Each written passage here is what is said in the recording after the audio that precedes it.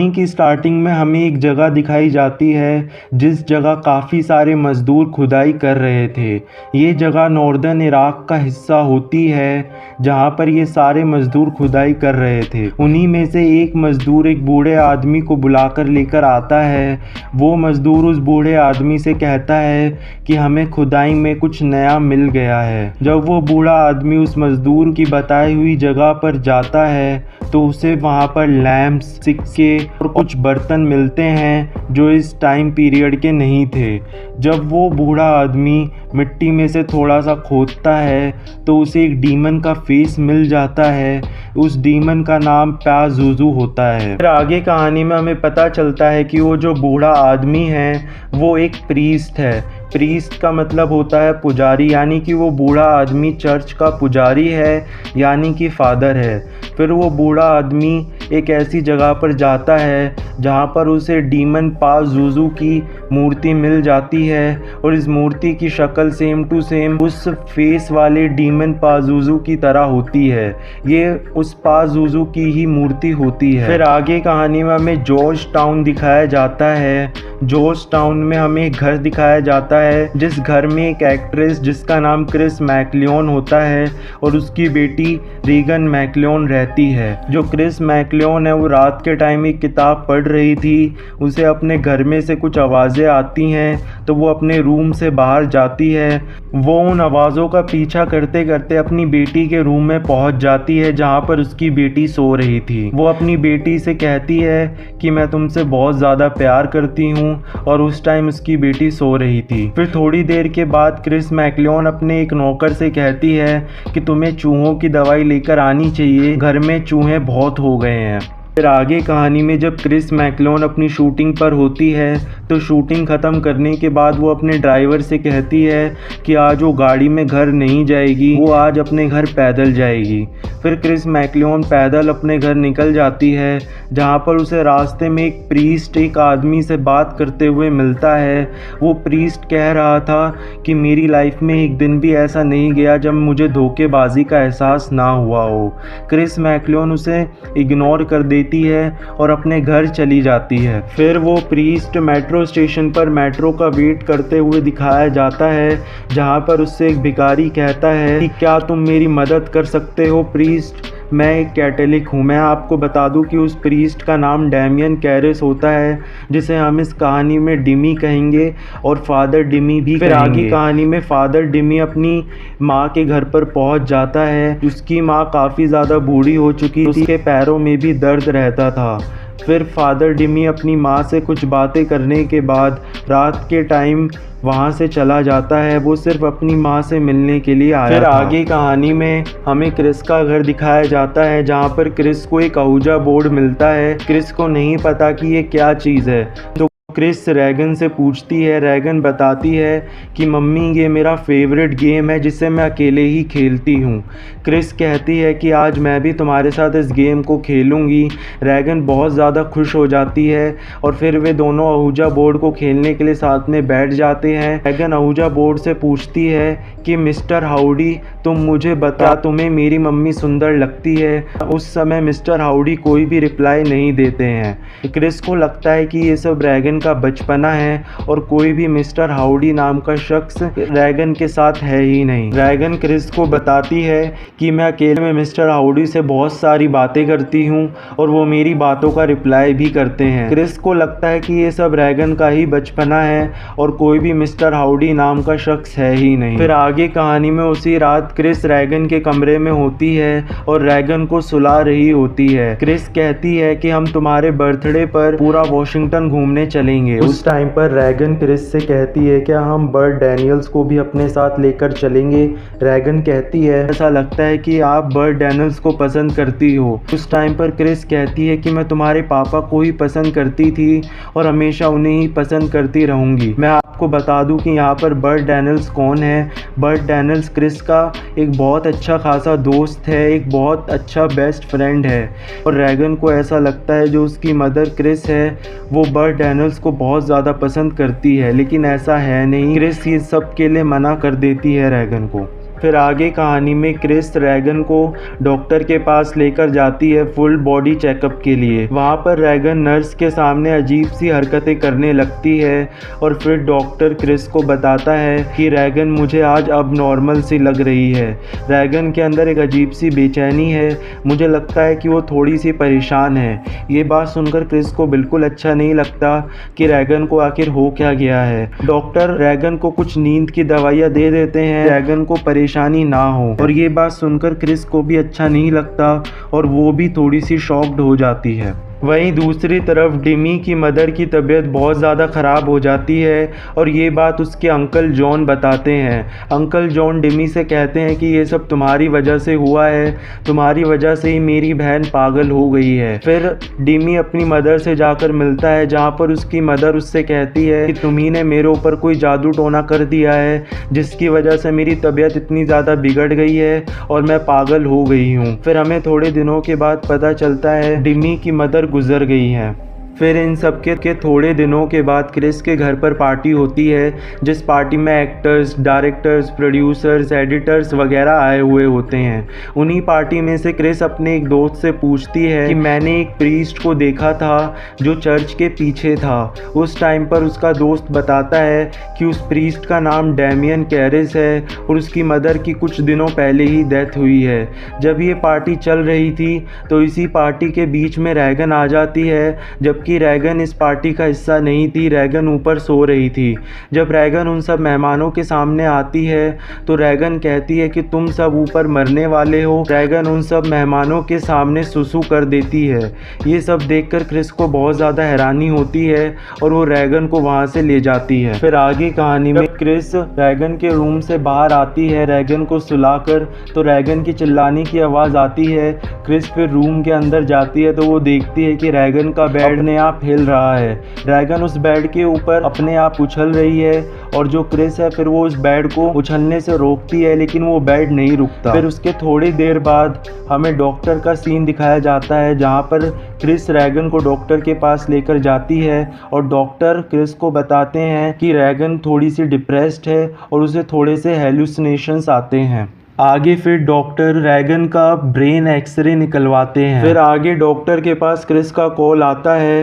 Chris doctor से कहती है कि आपको इसी टाइम हमारे घर पर आना पड़ेगा। डॉक्टर क्रिस के घर पर जाते हैं और रैगन के रूम में जाते हैं तो रैगन अजीब हरकतें कर रही थी। डॉक्टर उसे पकड़ने की कोशिश करते हैं लेकिन वो डॉक्टर पर ही हमला कर देती है, लेकिन डॉक्टर रैगन को इंजेक्शन लगा देते हैं और उसे सुला देते हैं। फिर आगे कहानी में डॉक्टर क्रिस को बताते हैं रैगन को स्प्लिट पर्सनैलिटी की बीमारी हो सकती है। ये बात सुनकर क्रिस को डॉक्टर के ऊपर बहुत ज़्यादा गुस्सा आता है। जो डॉक्टर होता है वो फिर से रैगन का माइंड एक्सरे निकलवाता है, जिसमें वो माइंड एक्सरे नेगेटिव आता है। डॉक्टर क्रिस से पूछता है कि आपके घर में ड्रग्स वगैरह तो नहीं है ना। तो क्रिस उस टाइम पर डॉक्टर से कहती है कि मेरे यहाँ पर कोई ड्रग्स नहीं है और मैं तो अब सिगरेट भी नहीं पीती हूँ। डॉक्टर क्रिस से कहता है कि हमें एक साइकाइट्रिस्ट की तलाश शुरू कर देनी चाहिए। क्रिस को ये बात सुनकर बिल्कुल अच्छा नहीं लगता और फिर वो अपने घर पर आ जाती है। जब वो अपने घर पर आती है तो वो देखती है कि उसके घर की लाइट जल बुझ रही होती है। वो फिर रैगन के कमरे में जाती है जहाँ पर रैगन गहरी नींद में सो रही थी। वो रैगन के रूम की खिड़कियों को बंद कर देती है और फिर क्रिस का नौकर आकर क्रिस को बताता है कि जो बर्ड डैनियल्स है उसकी सीढ़ियों से गिरकर मौत हो गई है। मैं आपको बता दूं, बर्ड डैनियल्स क्रिस का एक बहुत अच्छा खासा दोस्त था जो कि अब इस दुनिया में नहीं रहा है और क्रिस ने रैगन का ध्यान रखने के लिए बर्ड डैनियल्स को घर पर बुलाया था कुछ देर के लिए ताकि वो रैगन का ध्यान रख सके, लेकिन अब बर्ड डैनियल्स की मौत हो चुकी है और ये बात सुनकर क्रिस बहुत बुरी तरीके से टूट जाती है। और फिर वो देखती है कि जो रैगन है वो अपने रूम से निकलकर बाहर आ गई है और वो सीढ़ियों पर उल्टा चल रही है और उसके मुंह से बहुत ज़्यादा खून भी निकल रहा है। ऐसा लग रहा था जैसे कि वो भूत हो। फिर आगे कहानी में एक हिप्नोसिस एक्सपर्ट को क्रिस के घर पर बुलाया जाता है और वो रैगन को हिप्नोटाइज करता है जिससे कि पता चल सके कि रैगन के ऊपर किसी भूत का साया तो नहीं है। वो हिप्नोसिस एक्सपर्ट रैगन से पूछता है क्या मैं मिस्टर हाउडी से बात कर रहा हूँ। रैगन रैगन बताती है कि हाँ तुम मिस्टर हाउडी से ही बात कर रहे हो। रैगन बहुत ज़्यादा अजीब बर्ताव करती है और वो उस हिप्नोसिस एक्सपर्ट को काट लेती है और उसको नुकसान पहुंचा देती है। देखकर क्रिस को बहुत ज़्यादा शौक लगता है। फिर आगे कहानी में हमें मिस्टर पॉल नाम का एक बंदा दिखाया जाता है जो फादर डिमी से बात करता है बर्ग डैनियल्स के बारे में। वो फादर डिमी को बताता है कि जब बर्ग डैनियल सीढ़ियों से गिरा था तो उसकी जो गर्दन थी वो पूरी तरीके से मुड़ी हुई थी और ऐसा कभी हो ही नहीं सकता कि कोई बंदा सीढ़ियों से गिरे और उसकी गर्दन पूरी तरीके से मुड़ी हुई हो, उल्टी लगता है। मिस्टर पॉल को लगता है कि ये सब कुछ एक भूत का किया धरा है, लेकिन फादर डिमी इन सब पर विश्वास नहीं करता और वो वहाँ से चला जाता है। फिर डॉक्टर्स क्रिस को बताते हैं कि ऐसे मरीज़ काफ़ी हद तक कम ही देखने को मिलते हैं जिसमें मरीज़ को लगता है कि वो किसी के कब्ज़े में या फिर किसी की जकड़ में है। उस टाइम पर डॉक्टर्स क्रिस से कहते हैं कि हमें शायद पता करना चाहिए कि कहीं रैगन के ऊपर कोई भूत वगैरह तो नहीं है ना। कहते हैं कि तुम्हें किसी प्रीस्ट वगैरह को बुलाकर देखना चाहिए। ये बात सुनकर क्रिस को बहुत ज़्यादा गुस्सा आता है और वो डॉक्टर्स की इन सारी बातों को नज़रअंदाज कर देती है। फिर क्रिस रैगन को लेकर घर पर पहुंचती है और रैगन को उसके कमरे में सुला देती है और फिर उसी टाइम मिस्टर पॉल क्रिस से मिलने के लिए आ जाते हैं बर्ग डैनियल्स की मौत के सिलसिले में। मैं बता दूं मिस्टर पॉल इस केस की रिसर्च कर रहे थे कि जो बर्ग डैनियल्स है वो सीढ़ियों से गिरा लेकिन उसकी गर्दन उल्टी कैसे हो गई थी, वो आखिर कैसे उसकी गर्दन टूट गई सीढ़ियों से गिरने के बाद। मिस्टर पॉल क्रिस से ये जानना चाहते थे कि जब घर पर कोई नहीं था डैनियल्स और रैगन के अलावा तो फिर बर्ग डैनियल्स की मौत कैसे हुई, क्योंकि उस टाइम पर तो रैगन भी सो रही थी अपनी दवाइयाँ लेकर। मिस्टर पॉल क्रिस से कहते हैं कि मेरी ये समझ में नहीं आ रहा है कि बर्ग डैनियल सीढ़ियों से गिरा लेकिन फिर उसकी गर्दन टूट कैसे गई, उसकी गर्दन उल्टी कैसे हो गई थी, उसकी गर्दन उल्टी कैसे घूमी हुई थी। ये सारी बातें मिस्टर पॉल को समझ में नहीं आती और वो क्रिस को ये सारी बातें भी बताते हैं। फिर मिस्टर पॉल क्रिस के घर से चले जाते हैं और फिर क्रिस को रैगन के चिल्लाने की आवाज़ आती है।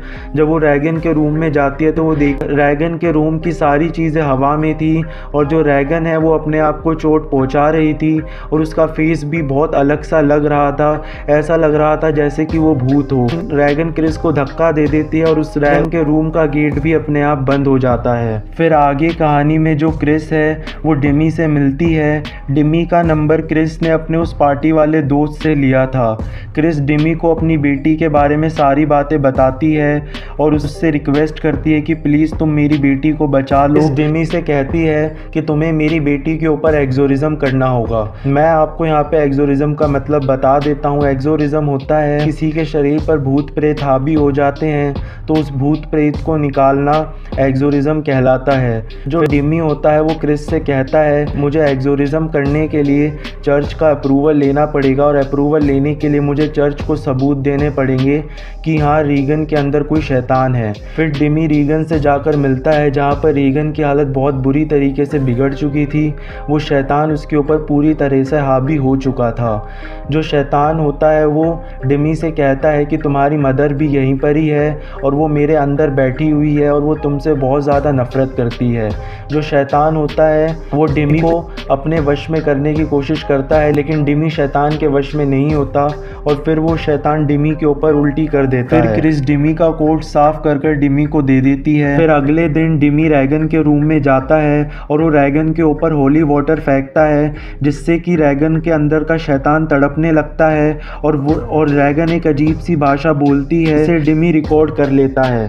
फिर वो ये सारी बातें क्रिस को बताता है। वो बताता है कि जो होली वाटर उसने रैगन के ऊपर फेंका था वो होली वाटर था ही नहीं, वो एक आम पानी था। उस टाइम पर डिमी को ये पता चल जाता है कि जो रैगन है वो नाटक कर रही है और उसके ऊपर कोई भी शैतान का साया नहीं है। लेकिन क्रिस को इन सब बातों पे विश्वास नहीं होता।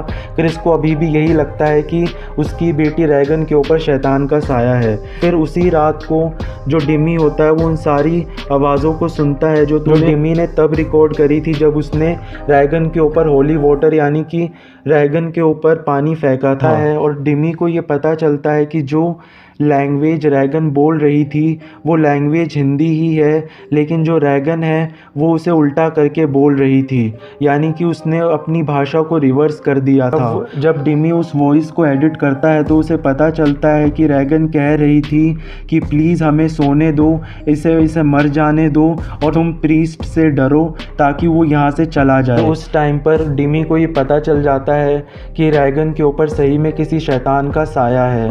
फिर उस टाइम पर क्रिस के घर से कॉल आता है और फिर डिमी क्रिस के घर पर जाता है। इस बार जो कॉल होता है वो क्रिस की नौकरानी ने किया था और ये वाली बात क्रिस को नहीं पता थी, क्योंकि क्रिस की नौकरानी चाहती थी कि उसे ये सब पता ना चले। और फिर जब डिमी वहाँ पर पहुँचता है, फिर क्रिस की नौकरानी डिमी को रैगन के रूम में लेकर जाती है। यहाँ पर क्रिस की नौकरानी डिमी को रैगन का पेट दिखाती, रैगन के पेट पर लिखा हुआ था हेल्प मी। और उस टाइम पर डिमी को ये पता चल जाता है कि रैगन के ऊपर सही में किसी शैतान का साया है और शैतान उसके ऊपर पूरी तरीके से हावी हो चुका है। फिर वो ये सारी बातें चर्च में बताता है और चर्च को सबूत भी देता है जिससे कि वो एग्जोरिज्म की परमिशन ले सके। जो चर्च के ओनर होते हैं वो ये डिसाइड करते हैं कि इस एग्जोरिज्म के अंदर डिमी अकेला ही नहीं होगा, उसके साथ फादर मैरीन भी होंगे। जो फादर मैरीन होते हैं वो वही बूढ़ा आदमी होता है जिसे हमने फिल्म की स्टार्टिंग में देखा था। फादर मैरीन और फादर डैमियन ये दोनों एग्जोरिज्म की तैयारियां स्टार्ट करते हैं।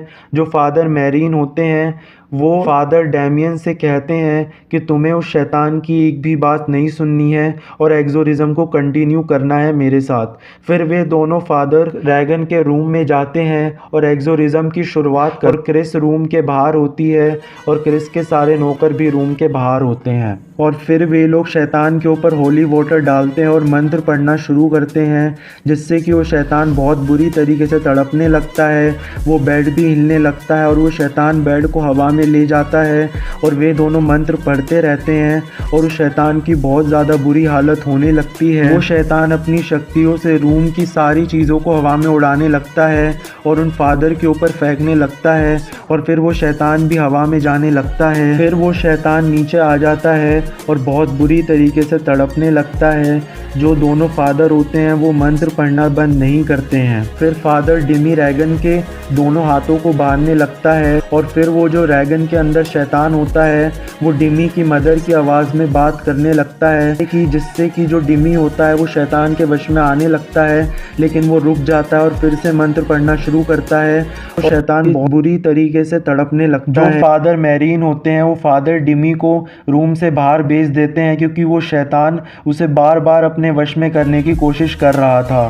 फिर जब थोड़ी देर के बाद जब फादर डिमी रूम के अंदर जाता है तो वो ये देखता है कि जो फादर मैरीन है वो मर चुके हैं और फिर इसके घर पर मिस्टर पॉल आ जाते हैं। जब मिस्टर पॉल रूम में जाते हैं तो वो ये देखते हैं कि जो शैतान है वो फादर डिमी के ऊपर बहुत बुरी तरीके से हावी हो रहा है। जो फादर डिमी है उस शैतान को अपनी शक्तियों से अपने अंदर बुला लेता है और अब वो शैतान फादर डिमी के अंदर चला जाता है और रैगन के अंदर से निकल जाता है। जो फादर डिमी है वो उस रूम की खिड़की तोड़कर रूम के नीचे सीढ़ियाँ होती हैं, उन सीढ़ियों पर गिर जाते हैं और लुढ़कते लुढ़कते लुढ़कते उनकी मौत वहीं पर ही हो जाती है। यहाँ पर हमें पता चलता है कि जो रैगन के अंदर शैतान था उसने बर्ग डैनियल्स को भी ऐसे ही मारा था। बर्ग डैनियल्स था उसे शैतान ने ही मारा था। शैतान ने पहले उसकी गर्दन को तोड़ दिया था और उल्टा कर दिया था और फिर उसे खिड़की से नीचे फेंक दिया था। खिड़की के नीचे सीढ़ियाँ थी और बर्ग डैनियल सीढ़ियों से लुढ़कते लुढ़कते मारा गया था। और उसी तरीके से फादर डिमी भी मारा जा चुका था और जो रैगन होती है उसके अंदर से शैतान निकल गया था।